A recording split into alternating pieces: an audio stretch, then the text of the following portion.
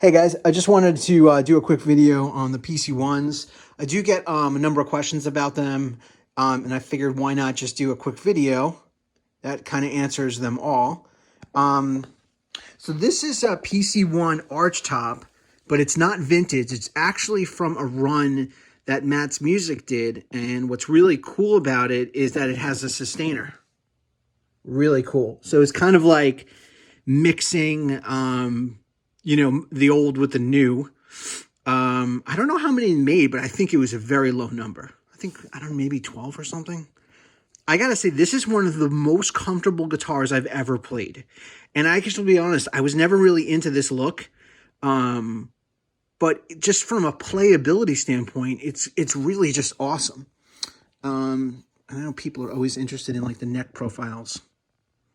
Super slim, slinky neck. It's just a great guitar to play. Love it. All right. So this is the Union Jack, which is Dan Lawrence, and I got this from Steve over at CMC Guitars. He's a great guy.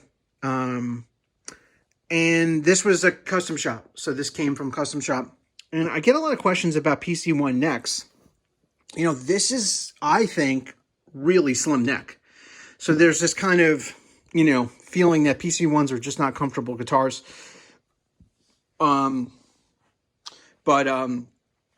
This guitar is super slim. I think it's because it's a custom shop, so they give you more options.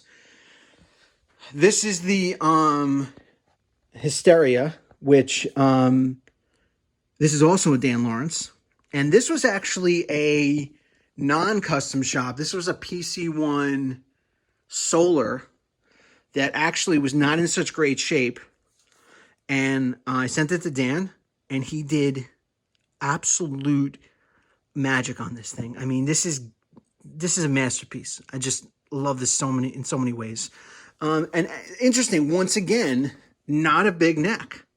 That is a very small neck, to dispel the large neck rumors. All right. A lot of aerobic exercise going on here. All right. This is a PC1 DX, and I think they made maybe 10 of these. And I had one on pre-order, and then they stopped making them. So they actually probably pulled them because I think they were asking $5,500, which is kind of ridiculous. And to be honest, and what differentiates this guitar is that it has neck through, and I think it has a neck that's similar to the Splatter. Still a really comfortable neck, not huge, not chunky. All right, and it's got the reverse headstock. Basically, this is kind of like a naked Splatter, essentially. The shred. I passed on this guitar and initially, and then I really wanted one. And some guy on YouTube, so nice, he reached out to me and he's like, I know you're a big fan, and I'm going to sell this guitar, and I'd like it to go to someone who would really appreciate it. And I was like, wow, that is so cool. And it took a while for him to ship it to me. I'll never forget, because I was like dying to get it. But I finally got it. And this is just, once again, it's a really nice neck.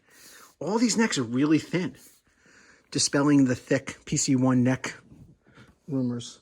And then I wanted to go full fill, so I put in the white pickups. All right. Wow, I really need to exercise more. I'm like out of breath. This is the walnut. So this walnut I got from my buddy Randall at Chondro Guitars. I used to call it Chandro, and then he told me it was Chondro. I don't really know what chondro means. I think he said it's like a snake or something, which has nothing to do with gear sales. So it's kind of weird. So this is, I know these are super pricey. I know that the tops have not been super consistent. I got really lucky. This has got kind of like the titanium and the Floyd. It's got the sugar chakras. It's got a sustainer. Now this is where we have a little bit of an issue, because this neck is ridiculous. I mean, look at that. there's no difference here. It's literally just this mammoth, colossal baseball bat neck. It's ridiculous. But surprisingly, you adjust to it and it plays really well. This guitar clearly had like 13s on it, so I put 9s on it. Plays really well, but you know, I have small hands, so it's sometimes it could be a struggle to play, but it's so beautiful, right? All right, this is my Adrenalize, which I got from a good friend now on Facebook, who I think I traded him a surf for it.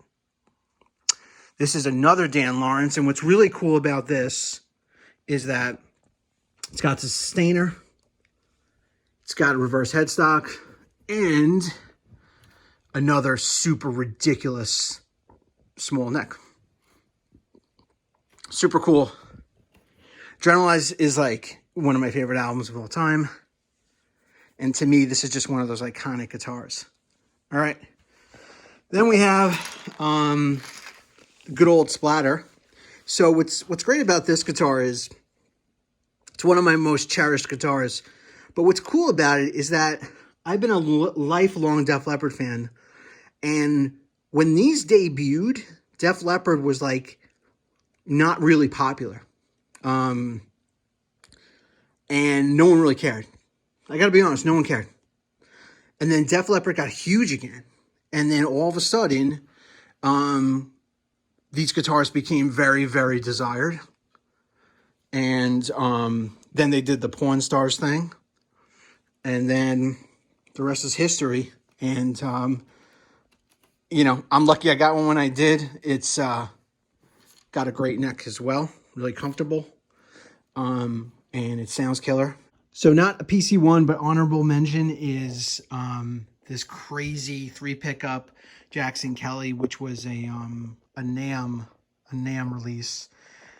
I think they only made 12 of these as well. And the reason I wanted to include it is that it kind of reminds me of Phil's Destroyer. It's kind of like if he had a Jackson version of his Ibanez Destroyer. I know he has the X-Destroyer, which is different, but I actually think this just is killer. And it's got a Floyd, and it's awesome. So I just want to share that. And in the same vein, this is actually an X-Destroyer. Now, it's not like Phil's. Actually, some people got triggered when I said it was an X-Destroyer. Basically, like, it's not like Phil's. And it's like, yeah, but it's still an X-Destroyer from a model standpoint. Now, what I love about this guitar is that it kind of reminds me of, like, if Steve Clark had an X-Destroyer. So it's actually, to me, it's even cooler. I definitely do want one of the black ones with the, you know, all the other Phil, you know, customizations, but I don't know. I would never give this up for anything. It's just an absolute work of art. I believe this is like a Mike Shannon build. Super cool. What's really wild about it is that it did not ship with this switch, even though it said it on the spec sheet, and even though it was several $1,000s. So I actually had my tech do it, and he routed this whole thing. It was awesome. My buddy Sal. All right, guys. I just want to add these two because they're really cool. So I just wanted to kind of share. I hope that answers some curiosities and questions. And that's about it. Hope everyone's doing well during this time.